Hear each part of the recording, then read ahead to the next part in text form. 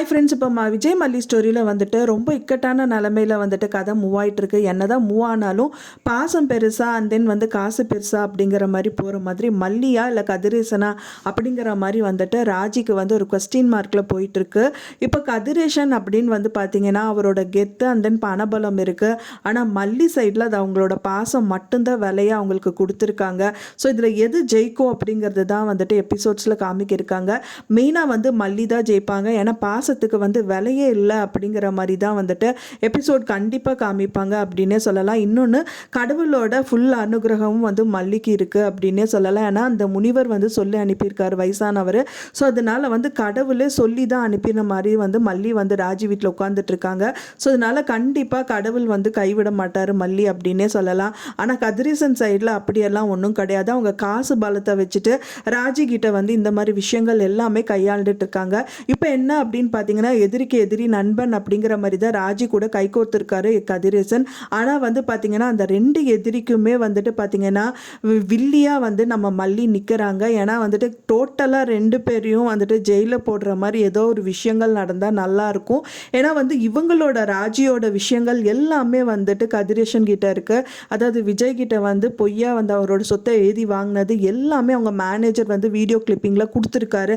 So அதனால இவங்களோட விஷயங்கள் எல்லாமே கதிரேசன் கிட்டேயும் அண்ட் கதிரேசன் பண்ணுற விஷயங்கள் எல்லாமே வந்துட்டு ராஜி கிட்டேயும் இருக்குது. ஸோ இந்த விஷயங்கள் எல்லாமே ரெண்டு பேருதுமே வந்துட்டு மல்லி கையில் வந்துச்சு அப்படின்னா இந்த கேஸ் வந்து சுமூகமாக முடிஞ்சிடும் அப்படின்னே சொல்லலாம்.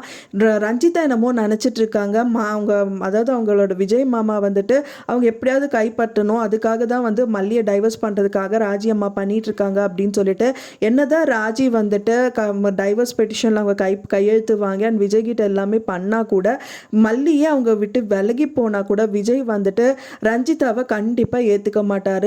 ஒரு கட்டத்தில் ரஞ்சிதா கழுத்தில் தாலி கட்ட போனதே வந்துட்டு ராஜி அக்கா சொன்னாங்க. ராஜி அக்கா நல்லதாக பண்ணுவாங்கங்கிற ஒரே ஒரு காரணத்துக்காக மட்டும்தான் அதை பண்ணாங்க. பட் ஆனாலும் அது முழு மனசோட அவர் பண்ணலை. அப்பவும் வந்து விஜய் மனசில் மல்லி மட்டும்தான் இருந்தாங்க.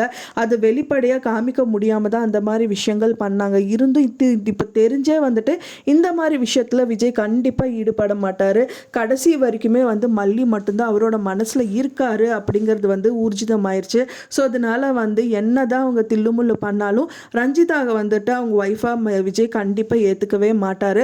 அது மட்டும் ரஞ்சிதாக்கு தெரிஞ்சது அப்படின்னா வந்துட்டு ராஜி கிட்ட இந்த மாதிரி வந்துட்டு இந்த அவங்களே வந்து துடுப்பிச்சிட்டா இருந்து ரெண்டு பேருக்கும் நடுவில் இந்த மாதிரி பண்ணுறது செய்யறதெல்லாம் அவங்க பண்ணவே மாட்டாங்க. இப்போவே பயந்துட்டு தான் இருக்காங்க.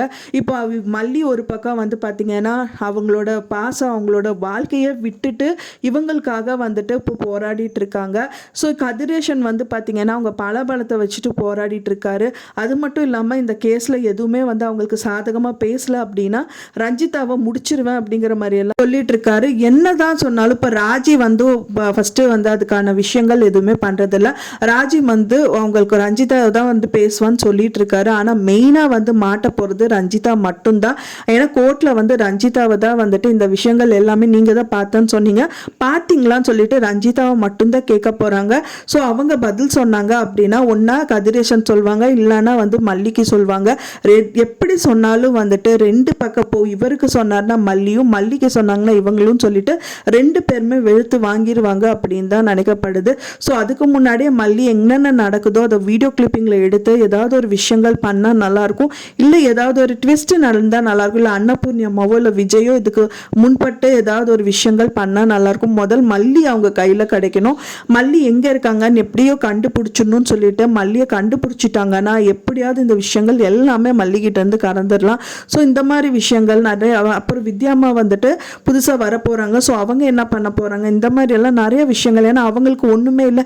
ஸோ இந்த கேஸை எப்படி டீல் பண்ணுறது அப்படின்னு கூட தெரியாது, ஒன்றுமே நடக்கல. ஸோ வந்து ஏதாவது ஒரு துடுப்புச்சீட்டு விஜயை காப்பாற்றுறதுக்கான விஷயங்கள் ஏதாவது நடந்தால் மட்டும்தான் அவங்களும் வந்து இந்த கேஸை கையாள முடியும்.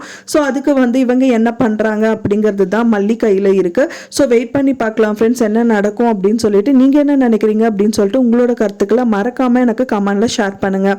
நான் சொன்ன இந்த தகவல் உங்களுக்கு பிடிச்சிருக்குன்னு நினைக்கிறேன் ஃப்ரெண்ட்ஸ். பிடிச்சிருந்தா மறக்காமல் லைக் பண்ணுங்கள், ஷேர் பண்ணுங்கள், கமெண்ட் பண்ணுங்கள், சப்ஸ்கிரைப் பண்ணுங்கள். மேலும் இன்னொரு மல்லி சீரியல் அப்டேட்டோட நெக்ஸ்ட் மீட் பண்ணுறேன். தேங்க்ஸ் ஃபார் வாட்சிங் மை வீடியோ ஃப்ரெண்ட்ஸ். நெக்ஸ்ட் வீடியோவில் பார்க்கலாம்.